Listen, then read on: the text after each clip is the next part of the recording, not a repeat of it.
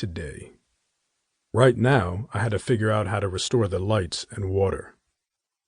Going through the turmoil of getting our lights and water turned off month after month, we learned a few tricks of the trade. If my mother had some hair to do, we would go out to the meter and take the plastic off the receptacles and put it back in. Then we would have lights.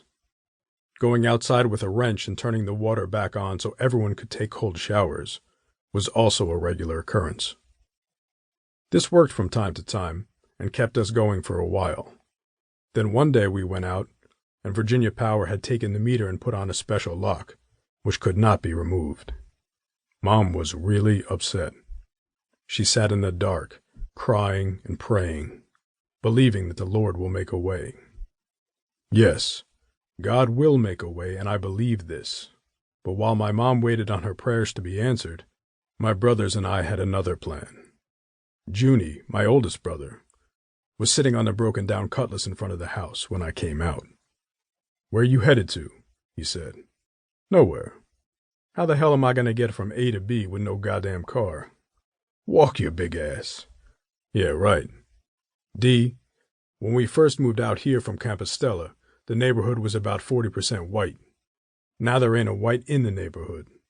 More drugs and bullshit have started to come in, and being in the midst of all this shit is for the next motherfucker. Not me. Go buy you a house in Georgetown and a big Cadillac and call it a day," I said. "Just send us some money for these bills over here every now and then. Don't forget, these bills don't stop." Georgetown was a neighborhood in Chesapeake, known for its well-to-do black families. "I'm serious, man. I'm tired of this shit. Tired of Virginia," he said. "And?" He looked over at the spot where his Honda used to sit. "I didn't only bust my ass to pay for my shit, but I also had to pay personal property tax, whatever the hell that is." The mechanic across the street had just looked at my shit, and he told me what it was going to take to get it on the road again. All I needed was $800 to fix it, but I guess I wasn't moving fast enough. So the city had my shit towed away, then had the audacity to charge me $75 to get it back, not to mention the $10 a day for storage. I'll never get my shit now. "Who in the fuck gave them the right to take it?" he said, looking frustrated. Life had dealt us a raw deal, but it wasn't only dealt to us. It seemed like it touched most cats in the neighborhood. If you had come out in the middle of the night and shot that bitch, you'll be the one locked up, I added. We laughed to keep from getting upset. But it was a shame that shit like that went on and nothing was done. But life goes on, baby. We can't stop. What? It was July then, and by the end of August, my big brother was gone. That left me standing beside Mom's, trying to make things come together. Now, when the light bill was behind, she looked at me.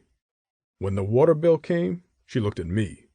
When rent time came, she looked at me. I guess the burden had fallen on Junie for so long, all he wanted to do was get away and try to make it on his own.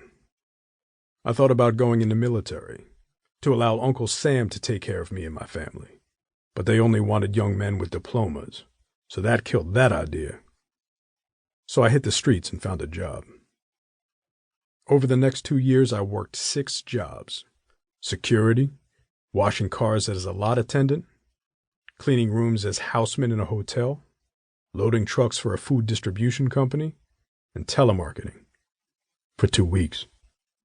Nobody was paying shit, but it kept my mama shit on and food on her table. And it kept my little brother focused on other things, instead of sitting around at 15 and 16 years old, wondering how bills were going to get paid, how he was going to wash before going to school, how he was going to iron his clothes before going to school, or how he was going to eat. I wasn't making a lot, but I wanted my peoples to be all right. I wanted my little brother to have peace of mind, so he could accomplish what me and Junie never did, graduate and get a high school diploma. He had to. And I was going to make sure these bitches, money, and drugs didn't fuck up his judgment.